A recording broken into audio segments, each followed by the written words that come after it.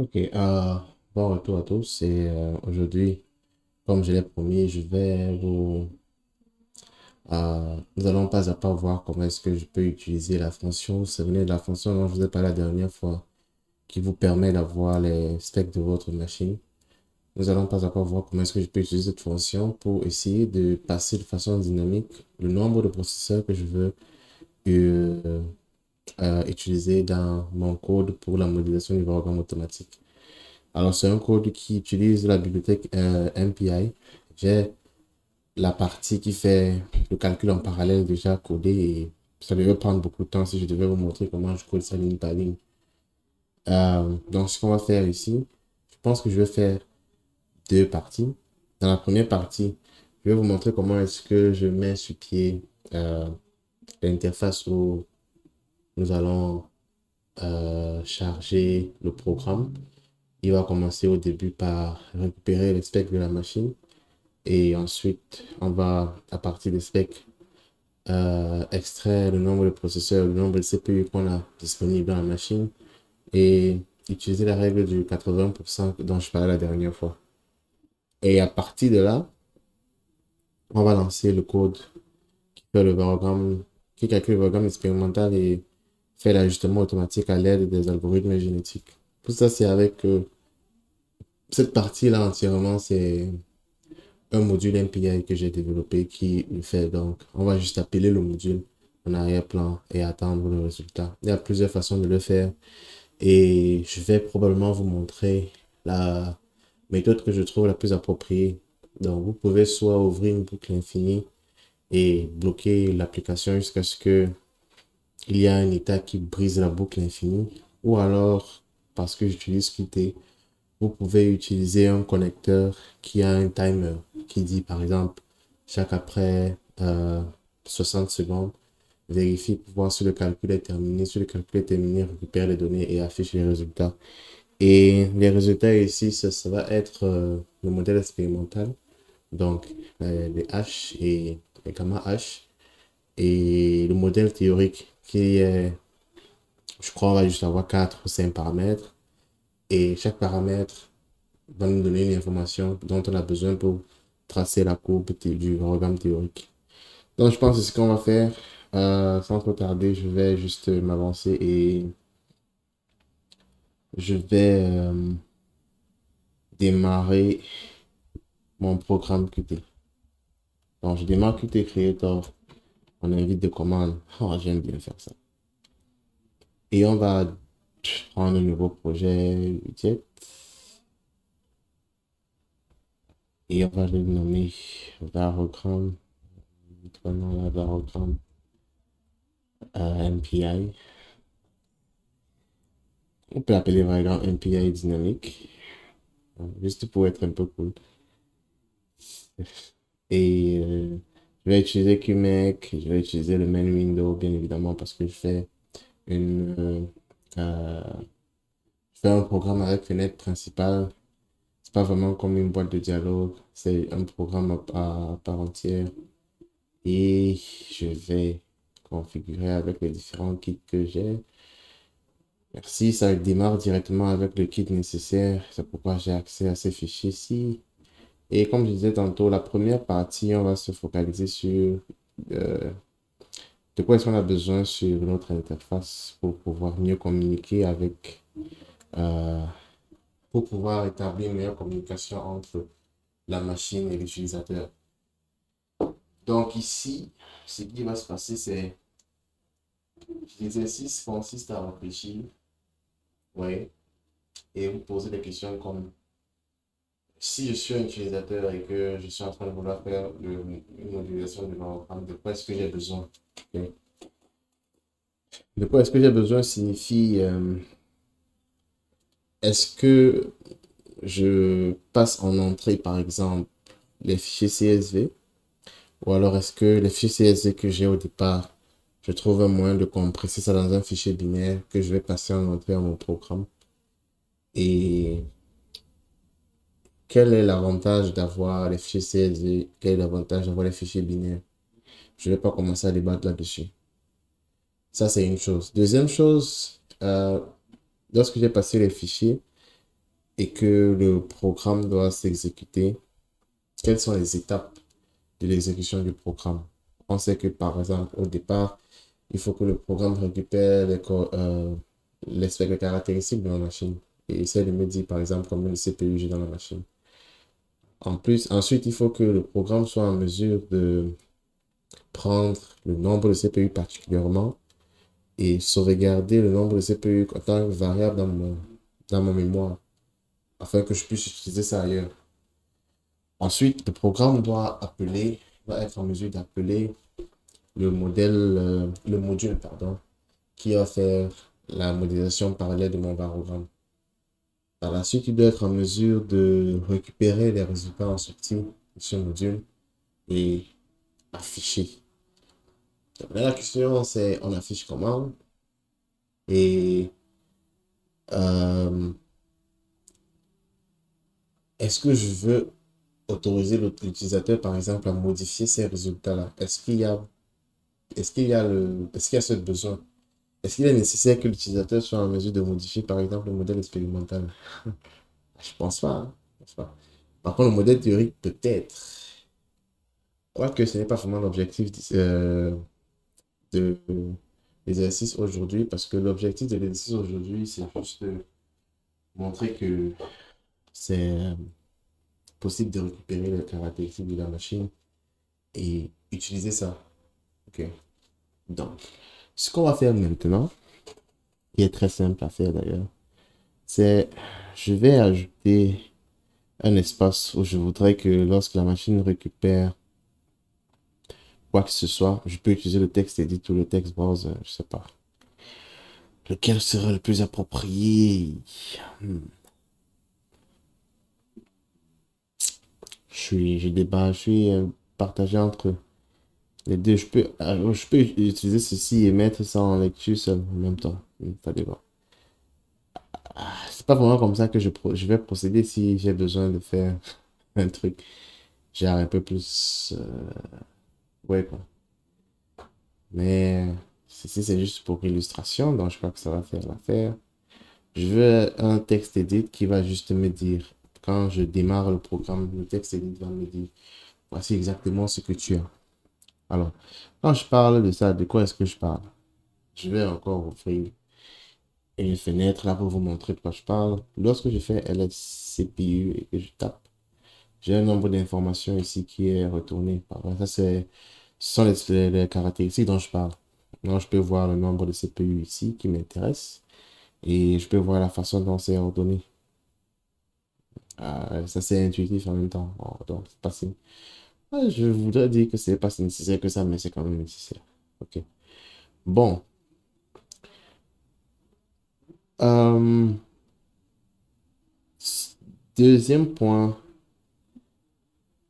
Je n'ai pas parlé de ceci la dernière fois, mais ceci est aussi très important. Le nombre de threads par CPU qu'on peut utiliser permet de déterminer le nombre de threads en tout que je peux lancer dans un programme. Donc, depuis, je parle de euh, programmation en parallèle en utilisant une architecture de mémoire distribuée. Mais il peut arriver que vous ayez envie de faire une architecture de mémoire partagée. Dans quel cas, je pense que vous pouvez utiliser les threads. Les threads sont un bon exemple de mémoire partagée lorsqu'on fait la programmation en parallèle. À ce niveau, je ne fais pas de copie de ma mémoire. Tous mes canaux peuvent avoir accès à la même case mémoire dans ma machine. Ce qui pose parfois un problème au niveau euh, je vais appeler ça quoi. Imaginez-vous qu'il y a deux canaux qui essaient d'accéder au même endroit en même temps. Donc, il y a plusieurs façons d'empêcher cela, mais vous allez comprendre que lorsque je vais empêcher cela, je vais devoir faire attendre l'un le temps que l'autre termine d'utiliser la case mémoire en question et s'en va. Là, celui qui est en train d'attendre peut aussi accéder à la case. Donc, ça fait que la machine prend plus de temps. C'est pour ça que je disais dans une vidéo que quand j'implémente le même varogramme, la même modélisation de varogramme avec les threads, ça prend beaucoup plus de temps qu'avec MPI parce que MPI au moins a cet avantage-là que on peut faire beaucoup de choses avec la mémoire distribuée. Donc, je veux récupérer ceci. Donc, je vais récupérer ça avec cette commande. Donc, ce qui va se passer, c'est que dans mon programme, au début, je vais pouvoir appeler cette commande. Donc, vous pouvez facilement, je pense, hein, taper sur Google comment est-ce que cette commande fonctionne et on va vous expliquer. J'utilise la façon la plus simple, quoi. Il y a plusieurs façons d'utiliser ça et ce que je vais faire plutôt, c'est si au lieu de taper LSCPU, tout simplement je tape LSCPU, je mets le signe là et je dis specs.txt. Ce qui va se passer, c'est que ça ne va rien afficher, je crois. Ça n'a rien affiché parce que tout ce que vous avez vu ici, ça a pris et puis c'est parti mettre dans le fichier specs. Donc, c'est ça que j'ai fait la dernière fois, mais je ne vous ai pas montré comment je le faisais. Je vais juste te montrer le fichier texte directement. La commande, si je peux donc récupérer cette commande-ci et aller dans mon Qt Creator et utiliser ça de la même façon, j'espère que je me souviens encore comment ça marche. Je crois que c'est avec la commande système. Moi, je pense que je vais devoir include quelque chose pour utiliser système. Est-ce que c'est OS? Je me rappelle plus. Ok, c'est système. Je me rappelle plus le nom de la commande. Ok, on va faire quelque chose. On va inclure Qt Core parce que dans Qt Core, il y a toutes les commandes là. Ok. Et je vais inclure. Non, je vais using namespace. Ok. std. Je devrais être en mesure d'utiliser la commande système. Ok, c'est ça. Et dans système, je devrais être en mesure d'utiliser lscpu. Et je vais appeler ça specs.txt. On va appeler ça specs.txt2. Et maintenant, ce que j'ai envie de faire, parce que il est censé exécuter cette commande. Sauf que je pense qu'il va exécuter cette commande directement dans le dossier. Je crois pas qu'il va exécuter dans le dossier courant. Je crois qu'il va exécuter dans le dossier route. Non. Oui, je crois le dossier route, le dossier home dans mon Ubuntu. Comme je ne sais pas s'il va le faire dans le dossier courant, le dossier home, ce que je peux faire, c'est que je peux juste vérifier. On est en train d'expérimenter les choses. Donc, ce que je peux faire, c'est vérifier si le fichier existe à la fin de cette commande-là. Je peux faire qfile, file, on va peut-être file in et mettre le même nom. Specs. Je pense que je peux juste copier, non? Voilà.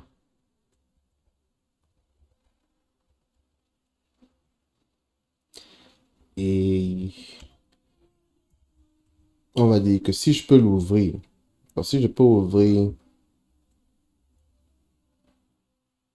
si je ne peux pas ouvrir file in à mode de lecture seul, donc il sera ouvert comme un fichier texte et en mode de lecture seul.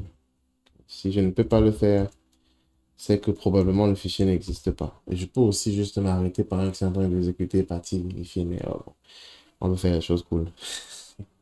Donc, si je ne peux pas le faire, alors je vais dire que le fichier, je vais afficher un message dans mon terminal pour dire que le fichier n'existe pas.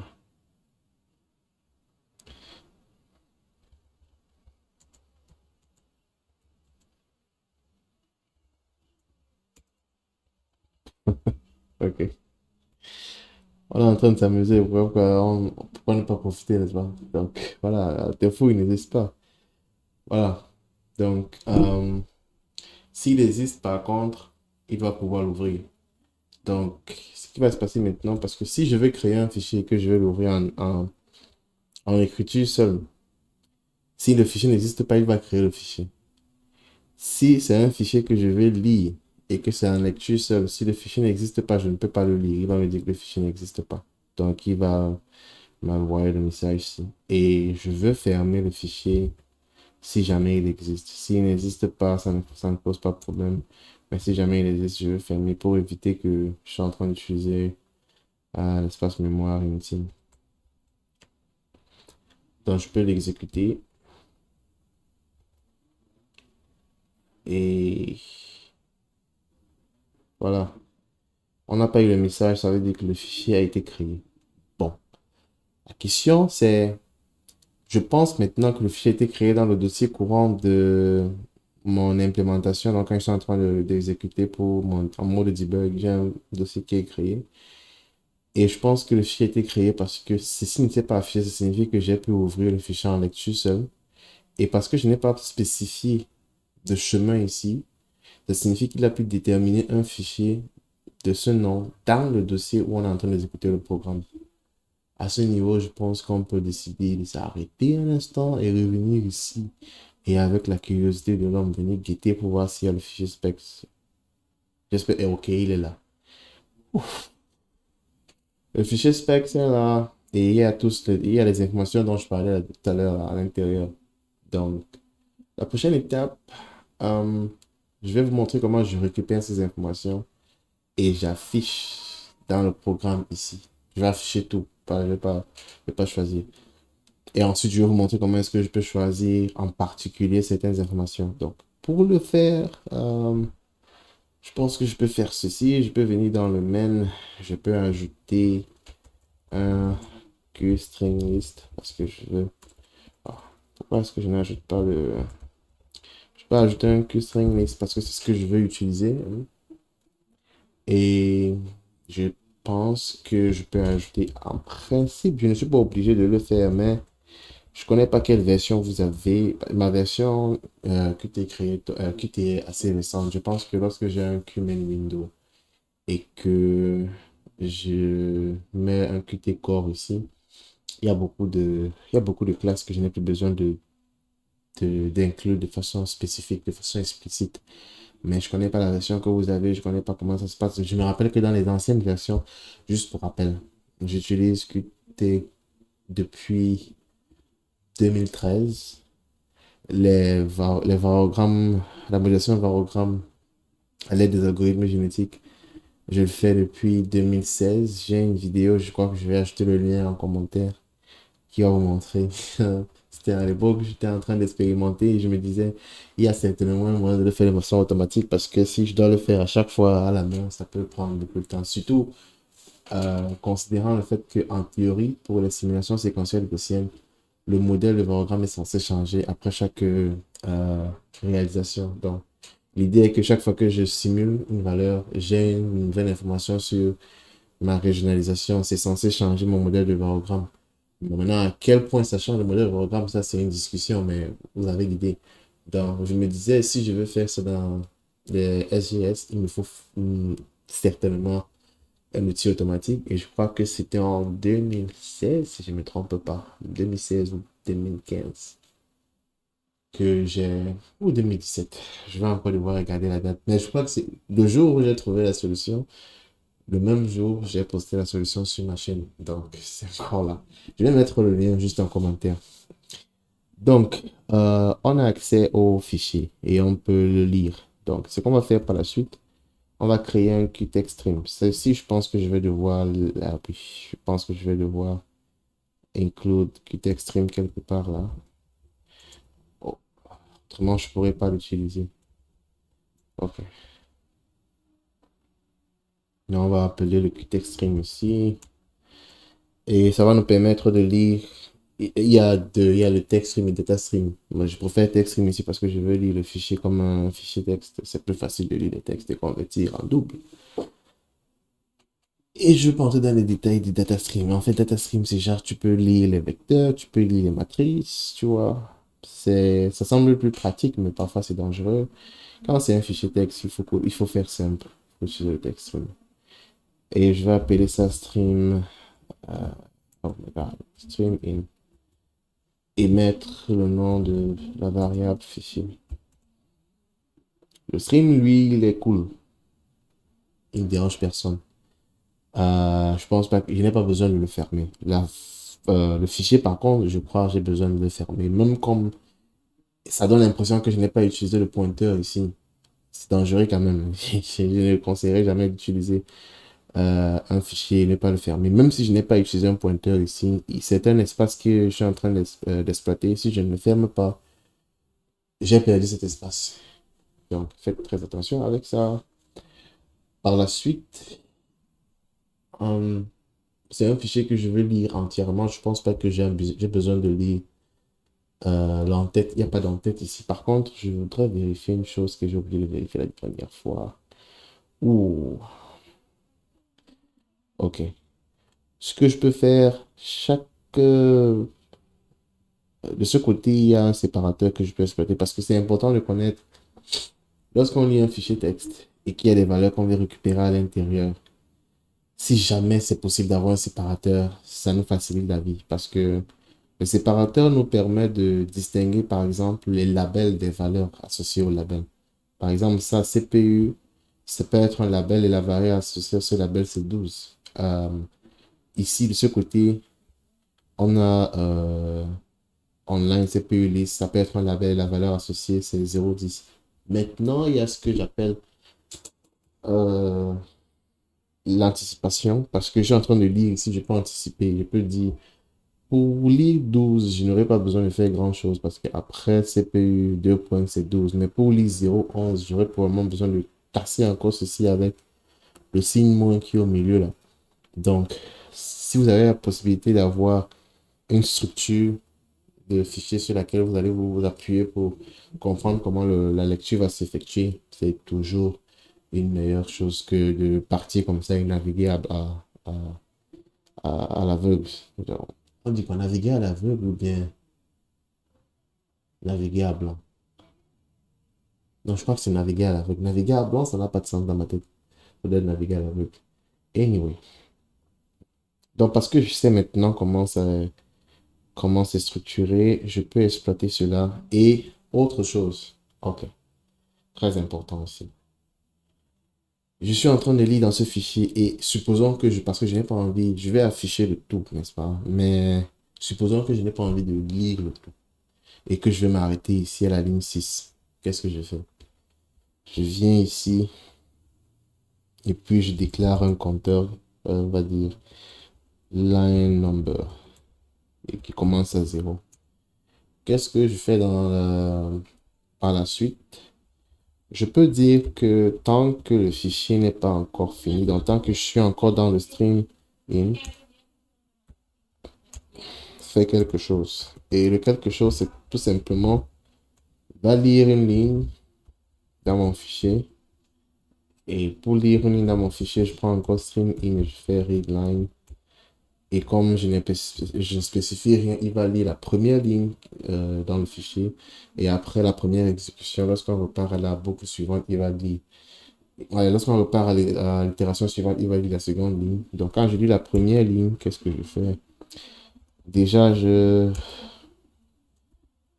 mets line number à jour. Maintenant, je sais que les lignes sont... euh, je sais que les lignes ont une structure, donc je peux je peux créer un vecteur, en fait, de ces différentes valeurs-là. Et pour avoir le vecteur de chaîne de caractères, je prends le line read et je le split en utilisant comme séparateur le 2 points.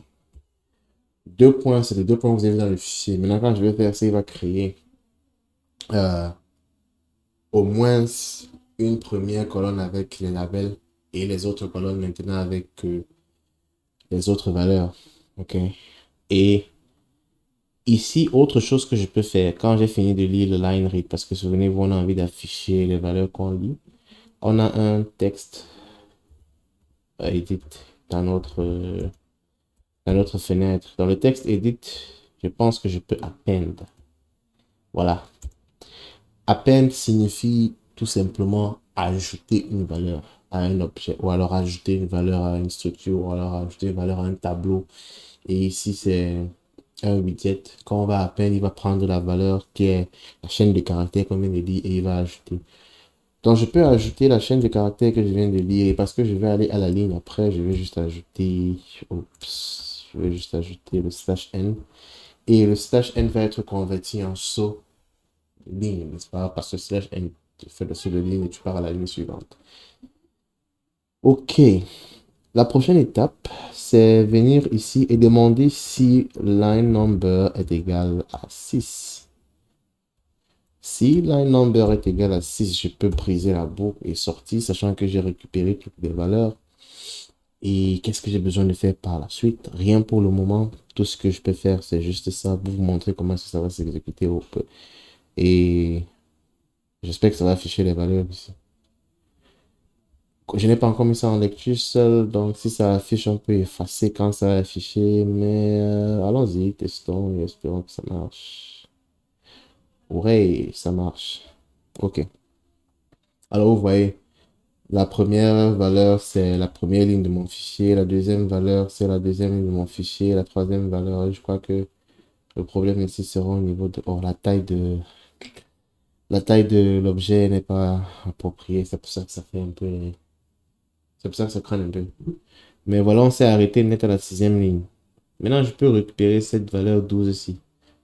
Ok. Et afficher ça quelque part ici, c'est ce que je vais faire. Donc, dans mon programme maintenant, c'est très drôle quand même. Cet exercice-ci, j'aime bien le faire parce que je pense que lorsqu'on crée un logiciel ou bien lorsqu'on crée une application, on veut simplifier la vie aux personnes qui vont utiliser. Et je crois que simplifier la vie aux personnes qui vont utiliser revient à... Simplifier la vie aux personnes qui vont utiliser... Oh, vas-y, quoi. Revient à retirer la tâche de coder quelque chose et tout simplement, ouais, euh, cliquer, parce que c'est ça en fait pour moi en tout cas. Maintenant,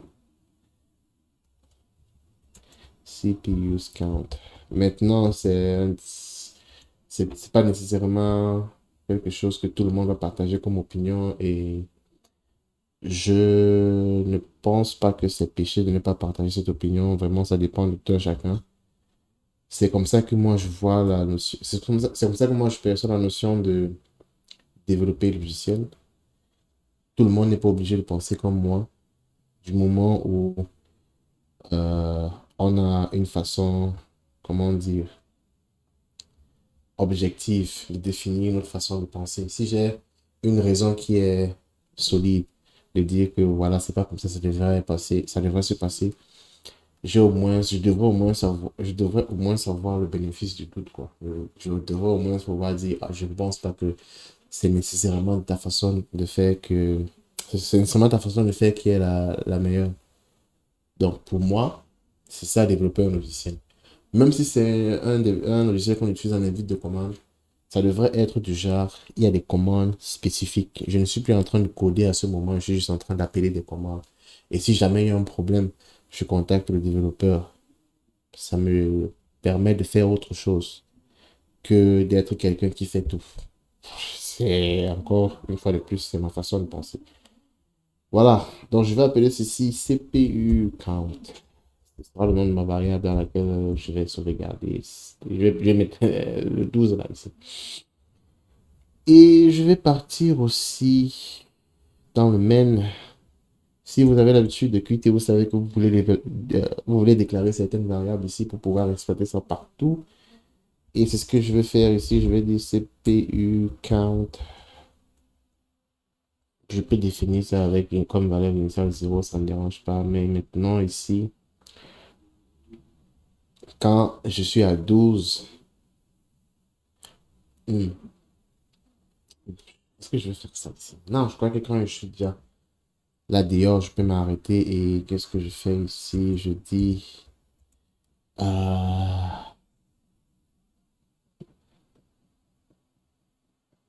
ok.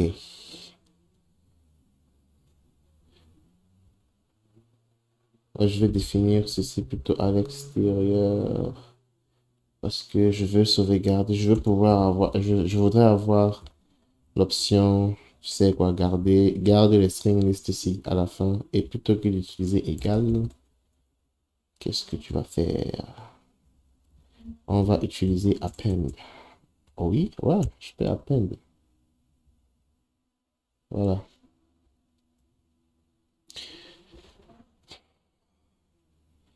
Alors, si tu appends, alors, si tu appends, tu as mal fait. Ok.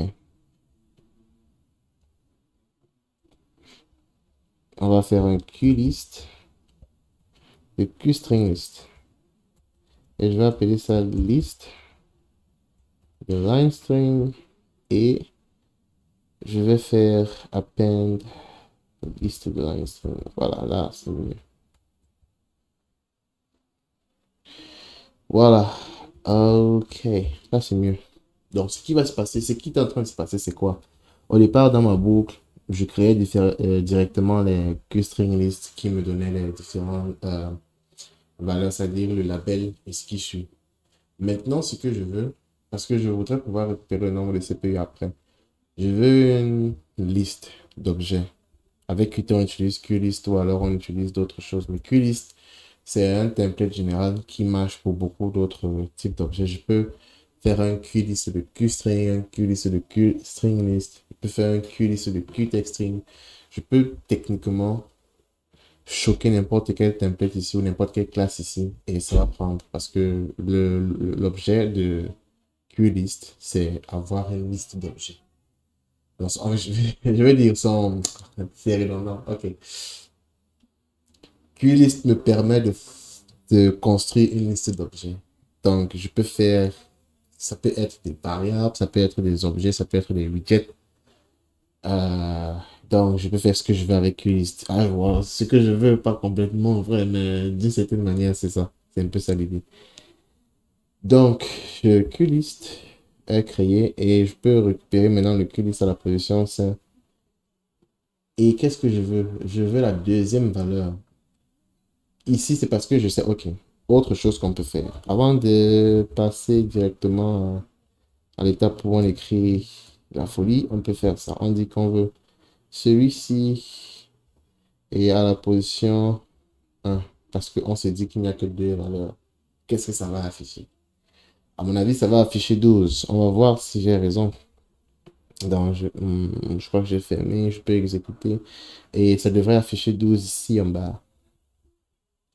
Oui, sauvegarde et exécute. Si ça affiche 12, ouais, on a gagné. Donc, 12, mais il y a beaucoup, il y a le gros caractère, le vide là.